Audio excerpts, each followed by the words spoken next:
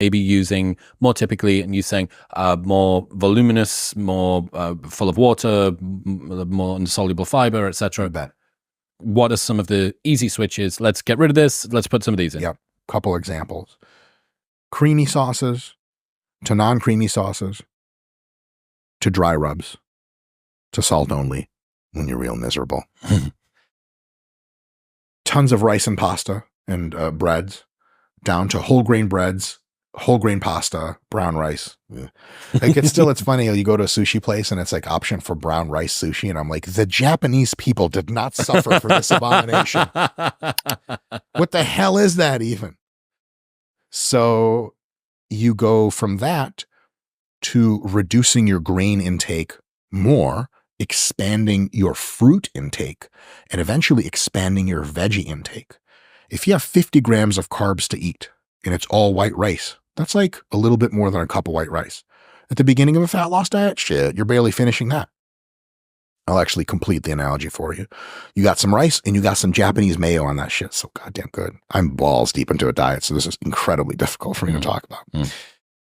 You go a couple more weeks, now it's the same white rice, but now you have like, you sprinkled some like kind of seasoned salt on it. It's tasty, but it's no more Japanese mayo time because you could just like put that IV into your blood at that point. Then, and you have a little bit of veggies on the side next to it. You go to taking that rice and turning it to brown rice, but now it's not that whole scoop of brown rice, it's half a scoop of brown rice and way more veggies and even a couple slices of fruit.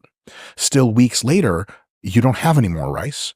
You have a bunch of veggies and a ton of fresh fruit. I mean, you're like stuffing it in because like, holy crap, like if you get a whole thing of strawberries, that's like 30 grams of carbs. Like how many fucking strawberries do I have to eat to get to this thing? Whereas like one, like you take a swig of sweetened condensed milk and it's like, boom, that's 50 carbs. Like what? How? So eventually you might get to a point where most of your carbohydrate consumption comes from a combination of fresh fruits and green veggies.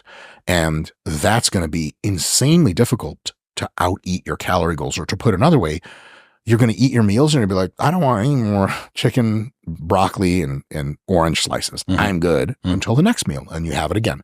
And then when you end your diet and you start coming back up to maintenance, you slowly reverse that process back out again.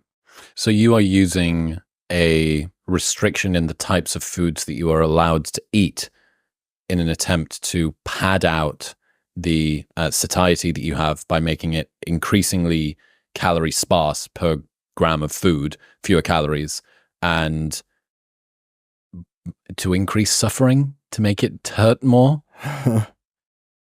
You're trading off two different kinds of suffering.